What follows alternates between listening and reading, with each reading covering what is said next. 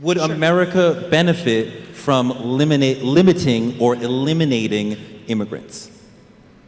Well, I mean, I think it makes sense to limit immigrants. We do have, I mean, our resources are not, they're finite. So, of course, it makes sense to limit. But just culturally, because we've done the financial economic I mean, part. look, I'm not afraid of different cultures, right? I'm not afraid of people speaking Spanish. It doesn't get me emotional. It doesn't make me feel scared. And I know that there are some people who feel afraid of that happening. My parents are immigrants. My dad was born in Syria. My mom was born in Armenia. I was born here in Los Angeles. And nothing makes me happier than seeing different cultural, different heritages all around me. And for some reason, there's this fear on the right in regard to different cultures. I know that you, Anne, have spoken extensively about, oh my God, English is no longer going to be the main language in the United States. That's not true. That's not true. And besides which, why does it make you so uncomfortable to hear people speak Spanish, right? And then you also refer to your own family members as settlers. Well, okay, so they got the luck of the draw and they were able to come into this country and settle without, people discriminating against them and stopping them from doing so. But who are we to say, oh, Mexicans can't come in because, as you say, you think they're peasants? I don't think they're peasants. I actually think that they enrich this country with their culture. So.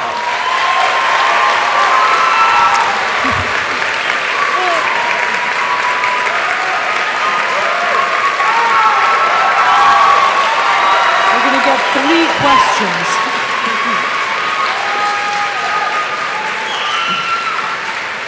First of all, this sneering mocking of Americans who suddenly wake up one day and find out no one is speaking English in their neighborhoods, I think is extremely elitist and snooty. I'm quite sure you all wouldn't like it if your kids came home from school and they sounded like Sarah Palin. I think that would be a cultural shock for you. Certainly in California, most of the neighborhoods that have gone all Hispanic are black neighborhoods, and not through casual movement.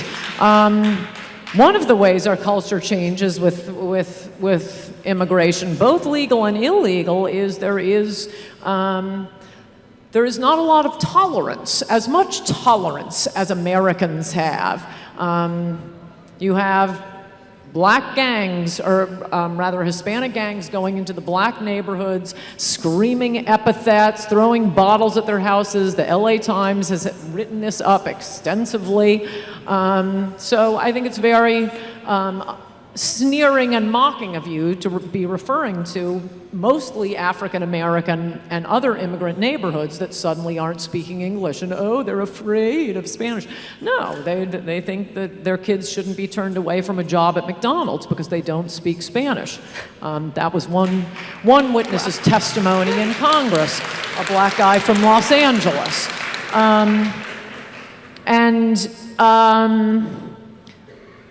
Settlers, why does it make a difference that you're a settler? No, it isn't that we just first come, first serve. No, it's that settlers created this country. It wasn't here.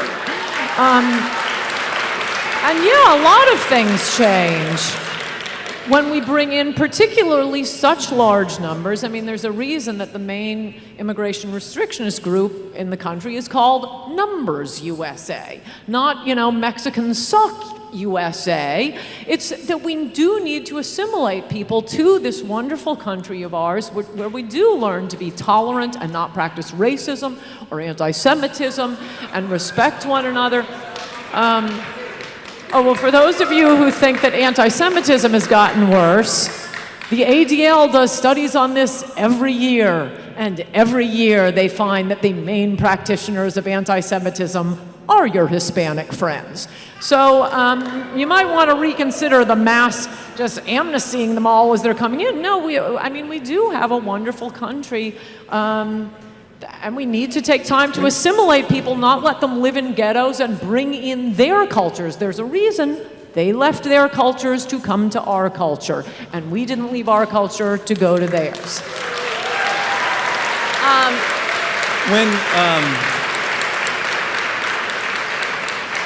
When you say the settlers created the country, are you including the enslaved Americans as settlers, or is that a separate group? Yes, I am, actually. They were settlers? Not settlers in that sense, but I mean, as many people have pointed out, we are not a multiracial country, we are not a multicultural country, we are a biracial country. For 400 years, this country was black and white. And we have had black people here as long as white people. Is this a biracial country? And African Americans, can I finish this point? It seems to have set off the crowd. Look, African Americans obviously got the short end of the stick for about 200 years. This is why I was explaining on the last panel. This is why we have civil rights. This is why we have constitutional provisions. This is why we allow, this is why we have affirmative action. It wasn't the Rainbow Coalition. It was to make up, to redress specific grievances done to African Americans, slavery, Jim Crow laws, and now suddenly, you know, everybody's running across the border and, oh, me too, I'm part of this. No. No, civil rights are for African Americans. They are not for people who arrived yesterday or last week. We didn't do anything to you. Republicans didn't do anything to anybody. Okay, I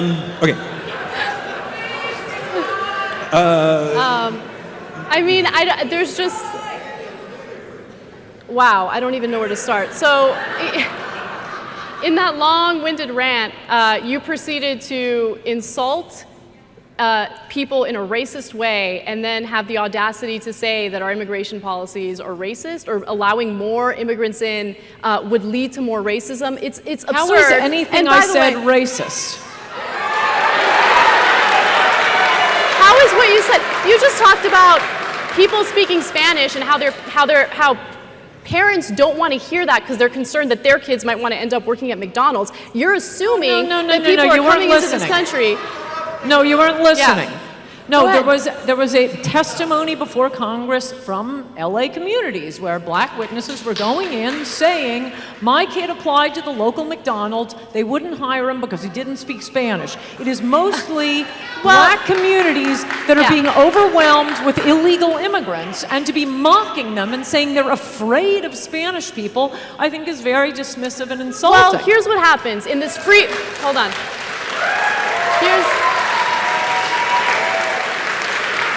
You like the free market, right? You love the free market. I love the free market as well, as long as you don't have, let me finish my point. Keep going. Okay. In a free market, of course, there will be competition for certain jobs, right? And so the most skilled worker is likely to get that position. Being bilingual is a skill. You're able to communicate. And I get it. If you're not bilingual, it makes you uncomfortable. You're not as competitive. But guess what? You know, we live in a country where you have all the resources at your fingertips. You can learn a language for free online. And so, enough with this victimhood, because I feel like there's a lot of victimhood coming from you right now, right? If you want to compete for these jobs, go out there and learn. Pick yourself up by the bootstraps. Learn a new language. There's nothing wrong with knowledge. Support independent media. Come join us at the Young Turks. TYTnetwork.com/join.